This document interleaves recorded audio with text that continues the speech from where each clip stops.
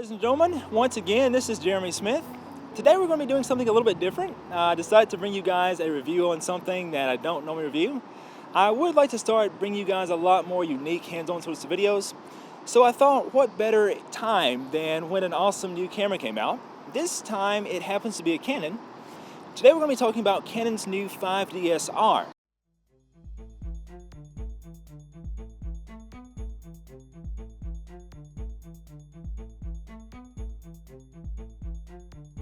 Now, with the 5DSR, Canon has kind of taken a page from Nikon's book. With the Nikon D810, as you guys remember, we had two different models of it. We had the D800 and the D800E. The D800E had the effects of its optical low-pass filter canceled out, while the D800 retained that AA filter capability. This is exactly how it works on the 5DS and the 5DSR. It no doubt makes it a bit easier for their production to have the same model, but the same sensor stack and everything, but we just have the effects of that AA filter canceled out on the R. So we should see sharper results. Right now, I thought that a very, very good thing to do would be to take some photographs just above the city here, so we can actually have a nice opportunity to take some high-resolution photos and see how this camera's 50 megapixel sensor stacks up. Obviously, I had to bring along the Nikon D810 as well. Whenever we look at both of these cameras, they are both very, very similar. The D810 and the 5DSR are both at the top of the range, so all the features that you would expect. In the case of the 5DSR, it is pretty much the exact same body as the original 5D Mark III. Now, if we look at the side of the camera, there's a little bit of a difference in the sense that this camera doesn't have as many ports and connections. This camera is not designed for video. It does not have a headphone jack, and it does not have an uncompressed HDMI out. However, it does have USB 3, which makes it much easier to transfer those very large 50 megapixel files over to a computer, especially if you'd like to shoot tethered. We have a few things from the 7D Mark II in this camera as well. The 5DSR does get Canon's new metering system. Unfortunately, because it uses the same ergonomics as the 5D III, we don't have that new cool little toggle button that's customizable on the 7D Mark II, but we do get the new metering system from the 7D Mark II, and we also get the flicker reduction option as well, which does allow you to shoot action bursts and things like that under fluorescent lights. The camera actually will try to time its shots to where you won't get that banding in your photos, which is a pretty cool option. On this camera, we also have the support for UHS 1 memory cards, which once again is going to be a very, very big help for shooting those very high resolution still images.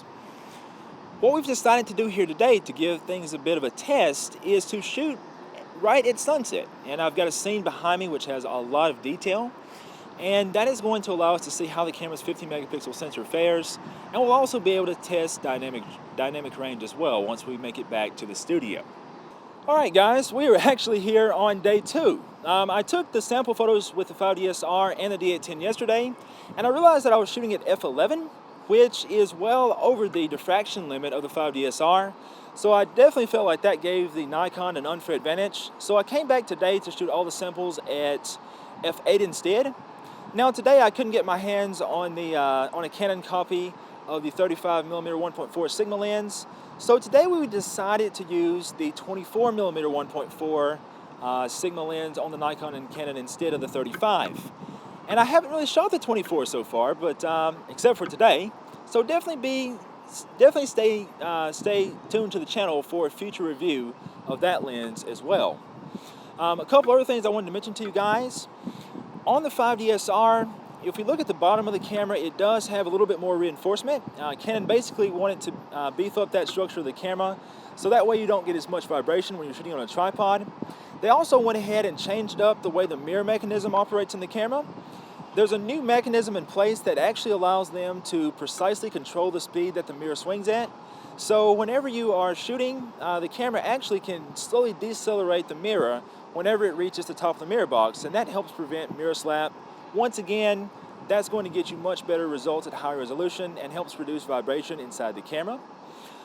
We'll go ahead and take a look at all these sample photos that I shot today. and you guys will be able to take a look and decide for yourself which one you like. We also decided to bring something different to test out as well, but you guys will have to wait until the next video to see more about that. Okay guys, we're now looking at one of the photographs from day one. You'll notice that here I was shooting at f11, and that's one of the main reasons why we repeated the test, because f11 is just not favorable for the Canon in terms of getting the maximum amount of sharpness. So we also decided to go back because we didn't want to run out of daylight so fast either. So this is our day 2 result with a 24mm 1.4 Sigma lens.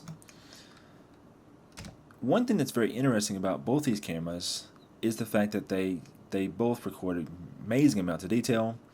The Canon's default tone curve is particularly contrasty, and this photograph right here shows you that.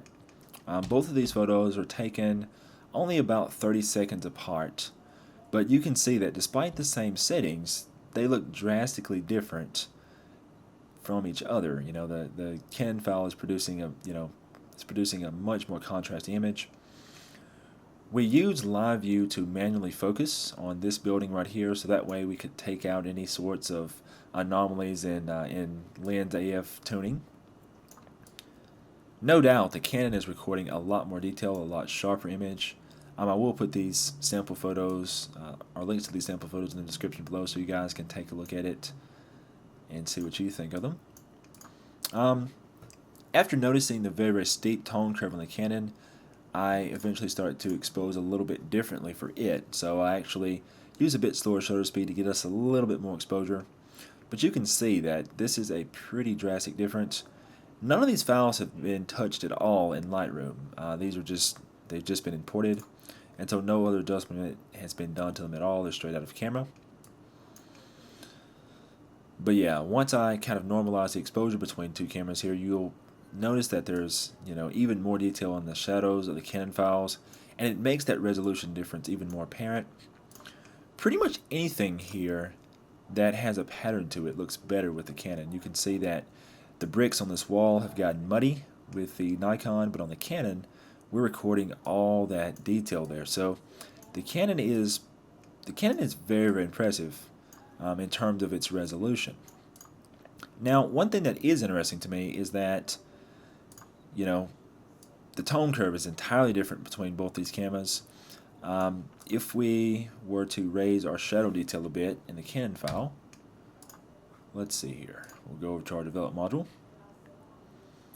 and let's see, we'll just take these shadows up a bit.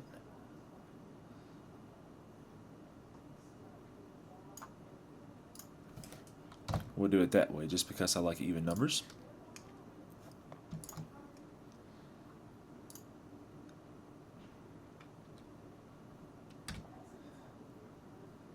And you'll notice that the Canon file, of course, is much, much more contrasty out of camera. It pretty much depends on your personal preference.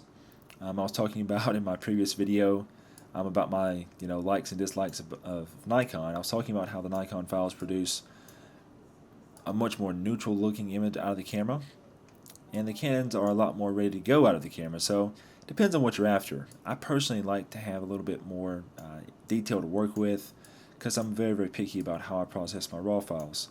So I do like that aspect of the Nikon files better, but definitely in terms of resolution, we're getting a lot more detail out of the Canon. We'll do the same exact thing with the Nikon files. See, we went up to plus 40 on the Canon, so we'll do the same on Nikon as well.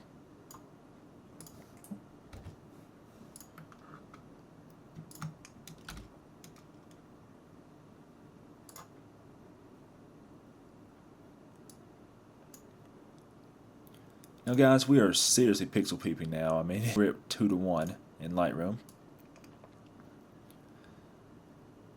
No surprise to me, the shadows hold up a lot better in the Nikon,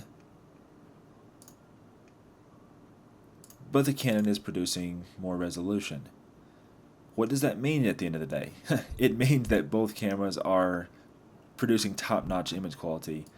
It doesn't really matter which one you go with, honestly.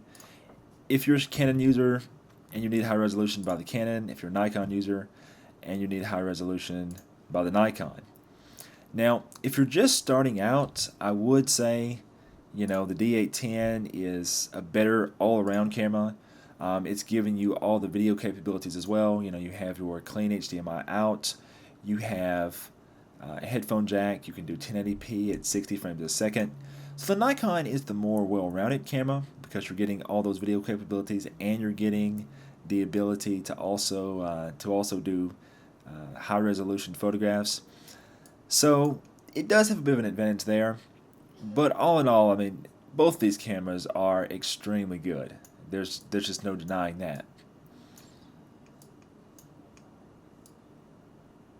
Our Nikon file is starting to show a little bit of noise in the shadows now too. But yeah, both cameras are going to be very, very good, no doubt. I did take a few shots at high ISO.